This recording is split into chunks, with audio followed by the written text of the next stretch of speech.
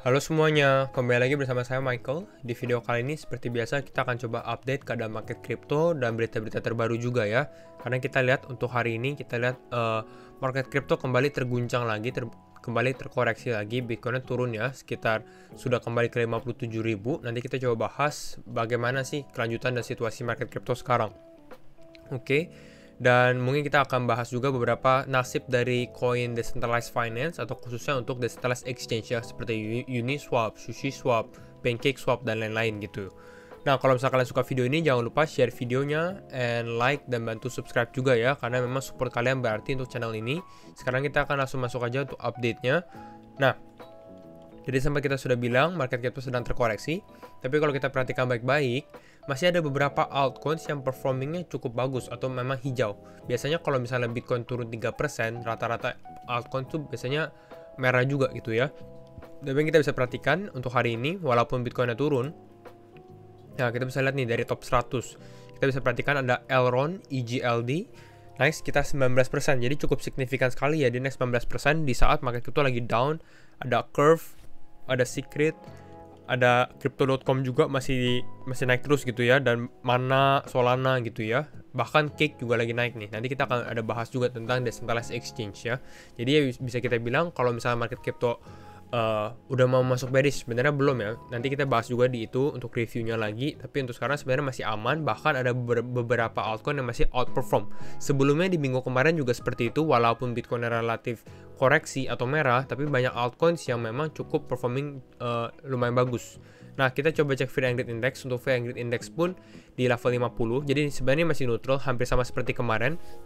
Kita mau lihat ke arah mana kita akan bergerak gitu ya. Kalau misalnya kita koreksi, mungkin kita akan kembali ke zona fear, atau nggak kalau kita misalnya udah bisa bounce, mungkin ke hijau. Tapi mungkin kalau sekarang bisa ada ke fear dulu, ada potensi short term correction dulu gitu ya. Nah, kita sekarang masuk ke ini, nasib untuk koin DeFi.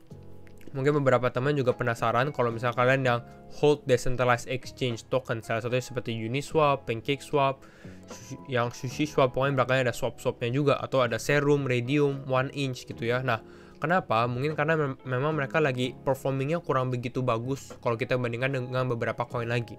Karena kita bisa identify trend di market crypto dulu gitu. Jadi sebelum misalnya kalian mau masuk market crypto, kalian lihat dulu nih, kira-kira trendnya itu di mana sih? Kalau misalnya kalian mau dapatkan potensi gain gitu ya. Karena kalau misalnya beberapa sektor lagi uptrend, kalau sekarang kita lihat dari sektor gaming, sektor metaverse cukup lumayan ya, sektor gaming dan metaverse. Makanya ini sempat kita bikin video juga, potensi crypto metaverse dan gaming memang lagi trennya di sana. Nah, kalau untuk sekarang memang untuk koin-koin decentralized finance ya kurang begitu hot gitu istilahnya ya, tapi pasti ada waktunya. Nanti kita tunggu nih kira-kira waktunya kapan. Jadi kalau kalian yang hold, kalau misalnya kalian sabar ya kita tunggu aja, ada waktunya pasti ya. Nah, ada potensi juga sebenarnya kenapa mereka ada konsolidasi. Beberapa sebelumnya di minggu kemarin kalau kita perhatikan, itu si Presiden Joe Biden, presidennya Amerika ya, dia kan ada menandatangani infrastructure bill gitu ya. Dan memang salah satunya infrastructure bill ini memang ada sedikit merugikan kripto, tapi nggak bisa kita bilang khusus untuk kripto doang sih, karena dia membahas banyak hal gitu ya. Kripto tuh hanya seupritnya lah, yang kecil aja. Dan salah satunya sebenarnya itu adalah ini overstated, dia punya bisa dibilang provision atau peraturannya ini yang di 1099 gitu ya. Untuk detailnya saya kurang tahu juga, tapi intinya adalah tentang broker gitu. Brokers mungkin bisa dibilang exchange kan, bisa dibilang exchange, tapi kan kalau di cryptocurrency itu bukan hanya ada exchange doang, tapi ada yang namanya centralized exchange, ada juga decentralized exchange. Kalau decentralized exchange biasanya tidak mengambil informasi personal dari customer-customer, makanya dinamakan dari decentralized exchange juga, hanya wallet dan lain-lain gitu ya. Nah, sekarang kalau nama yang broker seperti ini, kita lihat peraturannya apa? Peraturannya adalah untuk disclose atau membuka nama-nama dan alamat istilahnya dari beberapa customer. Tapi ini untuk citizen di Amerika gitu ya. Tapi biasanya kalau berita di Amerika ya cukup berdampak juga sih gitu ya. Dan ini banyak orang, memang banyak yang pro crypto atau analis atau pengamat gitu ya, bilang bahwa memang broker itu kalau di cryptocurrency itu masih terlalu luas, too broad. Yang tadi kita bilang ada decentralized exchange, ada DeFi gitu-gitu ya. Nah, ini kita bilang kalau misalnya kita menuruti dengan peraturan yang ini 1099 gini, ini bakal inaccurate gitu. Kenapa? Karena kita ada decentralized finance, ada DApps, ada exchange juga gitu. Jadi ya ini mungkin sedikit merugikan karena ya orang-orang masih menunggu kira-kira tuh nasibnya tuh bagaimana untuk para decentralized exchange juga dengan peraturan baru seperti ini gitu. Apakah mereka tergolong broker atau enggak? Tapi untuk ini sebenarnya kalau buat long term masih aman juga. Ini kalau kita perhatikan lagi provisionnya ini juga belum akan take efeknya atau baru akan mulai tuh di Januari 2024. Jadi untuk sekarang tuh masih sedikit, masih 3 tahun lagi lah istilahnya ya untuk baru mulai 2-3 tahun. Jadi masih cukup aman, masih bisa ada amendments atau perubahan juga dari peraturan-peraturannya. Jadi kita lihat lah nanti bagaimana. Dan kalau misalnya kita lihat juga, kalau kita lebih lihat ini ya, untuk tren jangka panjangnya, sebenarnya masih bagus. Ada beberapa negara, contohnya Australia. Senator Australia, dia bilang apa?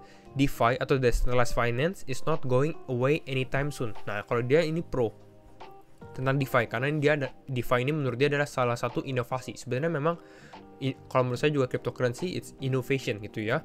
Dan ini all innovations begins as disruptions. Jadi dimulai dengan ada kayak gangguan-gangguan dan lainnya gitu ya. Kayak sebelumnya misalnya contohnya internet, nggak semua orang menerima gitu ya. Tapi kemudian karena evolving barulah gitu ya. Karena kalau kita perhatikan sekarang dunia tanpa internet juga udah berbeda jauh gitu kan. Jadi seperti ini. Decentralized finance underpinned by blockchain technology will present incredible opportunities, akan merepresent kesempatan yang besar sekali gitu ya. Dan kalau dia menurut dia ini Australia nggak boleh ketinggalan dengan ya tentang DeFi dan tentang dunia blockchain dan lain-lainnya. Nah sekarang kita coba analisa sedikit. Memang rata-rata mereka lagi sedang koreksi. Ini kalau ada PancakeSwap ada sedikit kenaikan, mungkin ini gara-gara ada efek. Tadi saya cek ini ada efek bahwa PancakeSwap atau Cake token ini baru aja di burn sebenarnya ya. Jadi mungkin ada sedikit price appreciation, ada kenaikan sedikit lah, gain sedikit untuk PancakeSwap. Tapi rata-rata sebenarnya secara fundamental untuk koin-koin DeFi ini nggak ada yang berubah gitu. Mereka masih tetap kuat juga. Jadi kalian nggak usah takut juga gitu ya. Kalau misalnya kalian yang hold beberapa token ini. Nah, sekarang kita masuk untuk keadaan market crypto deh sekarang. Karena memang Bitcoin kembali turun lagi kan. Nah, kita bahas. Kalau misalnya kita bahas, pertama kita mulai dari chart ini. Kalau untuk sekarang sebenarnya walaupun kita koreksi, ini fase koreksi normal juga gitu. Bahkan ini ada salah satu chart di mana ini Ethereum ya. Ethereum membentuk pattern apa? Cup and handle. Ini di time frame weekly dan ini cukup bagus sekali nih. Kalau kita ambil chart saya, coba ya. Hit USD kita coba cari. Nah, di sini. Kita bisa perhatikan kalau di time frame weekly. Nah, bisa kita perhatikan ini memang membentuk pattern cup and handle ya, dimana dia ada cupnya dan handle-nya.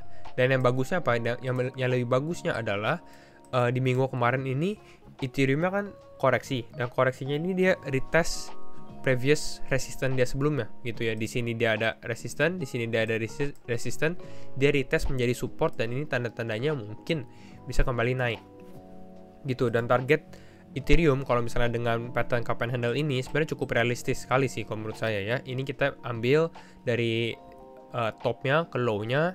Ini kita tarik, ini kira-kira di sekitar 6.200-an ya, 6.200-an dolar. Mungkin ini bisa terjadi kalau kita melanjutkan cycle bull kita mungkin di awal tahun 2022 ataupun akhir sebenarnya. Tapi mungkin nanti kita bahas di Bitcoin dulu, baru kita bisa lihat mungkin kenapa di awal gitu ya. Nah itu untuk Ethereum, jadi masih cukup bullish. Dan kalau misalnya Ethereum bullish, mungkin altcoin bisa ada terdampak lah. Nah sekarang kita masuk ke dalam Bitcoin. Untuk Bitcoin bagaimana? Sebelumnya di video kemarin sempat kita bilang memang ada potensi Bitcoin mengalami koreksi sedikit. Ada dua alasan sebenarnya yang kemarin kita bilang untuk di minggu ini. Pertama adalah market crypto masih over leverage. Sebenarnya bukan market crypto sih, saya harus ralat sedikit. Itu lebih ke arah Bitcoinnya ya. Jadi Bitcoinnya lebih over leverage, dan over leverage itu biasanya kurang sehat. Walaupun memang bisa aja market tetap naik dengan adanya over leverage. Cuma orang-orang tuh jadi lebih deg-degan, lebih cautious gitu ya, lebih berhati-hati lah. Karena mereka udah tahu bahwa market itu over leverage. Dua alasan.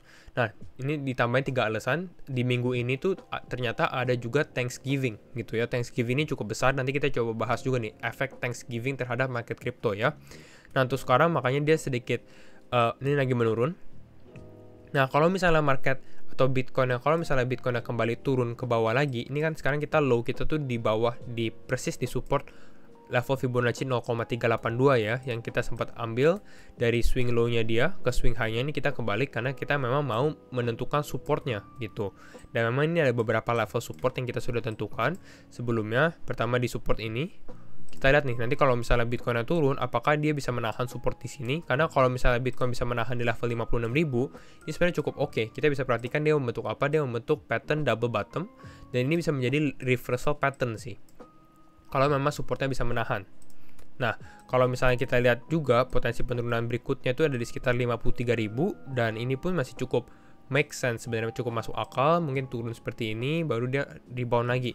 Tapi kalau yang saya lihat dari market crypto sendiri ya, mungkin Bitcoinnya akan turun cukup dalam ya. Tapi yang kita perhatikan dari beberapa di sini yang altcoin ini, altcoin mungkin lebih sedikit tidak begitu ya tetap turun tapi nggak begitu dalam lah istilahnya ya, tapi nanti pasti ada beberapa altcoin juga yang mengikuti Bitcoin. Nah, jadi kira-kira itu kita masih lihat ada support potensi di 53.000. Nah, kita bahas juga efek Thanksgiving. Kenapa kita bahas efek Thanksgiving? Karena kita mau tahu nih kira-kira nih efeknya bullish atau bearish kira-kira ya. Nah, Thanksgiving itu apa? Thanksgiving ini sebenarnya holiday atau liburan-liburan di Amerika gitu ya, dan ini cukup besar, hampir sama seperti Lebaran di Indonesia kira-kira ya. Nah, Thanksgiving ini terjadi kalau untuk di 2021 di November 25 ya, di tanggal November 25. Ini tadi saya ada ambil dari 2020 juga, cek satu-satu gitu ya, 2020 di November 26 dan lain-lain. Nah, ini kita ambil buka chartnya. Nah, di sini. Nah, kalau misalnya kita lihat dari chartnya sendiri juga, nah, kita kalau perhatikan di bulan ini, di tahun ini di 25 November. Nah, kalau kita perhatikan dari tahun-tahun sebelumnya, di tahun 2020 memang kita lihat nih tanggal 26 November ya. Tadi kita sudah lihat untuk tanggal Thanksgiving memang sempat merah juga persis di tanggal Thanksgiving ya. Di tanggal 2019 itu jatuh di tanggal 28 November. Itu juga merah. Di tanggal 22 November itu juga jatuhnya ini di tahun 2018 ini juga merah. Lalu yang terakhir ini saya ada ambil di tahun 2017. Ini juga merah gitu ya, persis semua di tanggal Thanksgiving. Mungkin karena orang liburan, beberapa juga jadi menjual kriptonya masih cukup masuk akal sih. Tapi ya ini rata-rata tren kalau kita ambil memang merah. Jadi mungkin kalau untuk minggu ini masih sedikit ada potensi sebenarnya penurunan gitu ya. Jadi kalau kita perhatikan lagi kembali ke dalam chartnya, dimana kalau kita sudah lihat dari potensi Thanksgiving dan juga futures expiry ada dua. Jadi di hari Kamis itu Thanksgiving di tanggal 25 November ini Kamis di Amerika ya, jadi bukan di Indonesia. Kita kasih ini buat tanda ya, 25 November atau mungkin 26 di waktu Indonesia. Nah, itu ada potensi koreksi. Lalu di tanggal 26 Novembernya juga di hari Jumatnya itu ada yang namanya futures contract expiry. Biasanya itu di week keempat terakhir, di minggu terakhir di hari Jumat gitu ya. Jadi akan terjadi volatilitas yang cukup besar juga di akhir minggu ini gitu. Jadi kita masih bisa melihat ada potensi penurunan. Jadi kalau misalnya teman-temannya mau beli atau mau masuk market crypto gitu ya, mungkin menunggu sampai akhir minggu atau di weekend baru kita lihat nih potensinya bagaimana, apakah Bitcoin akan turun lagi ataukah kita udah rebound gitu. Karena kita kalau bisa perhatikan dari dua event ini ya cukup besar gitu ya potensinya. Walaupun kalau misalkan kalian masuk altcoins, mungkin ada beberapa altcoin yang masih berpotensi, tapi memang rata-rata ya masih bisa dibilang mengikuti Bitcoin. Kira-kira itu aja sih analisa saya untuk video kali ini. Dan kalau misalnya teman-teman suka video ini, jangan lupa ya like videonya, share videonya. And ini juga harus disclaimer on, kalian harus do your own research karena ini hanyalah research saya, bukan ajakan untuk membeli atau menjual suatu aset juga ya. Kira-kira itu saja, and see you in the next video. Bye bye.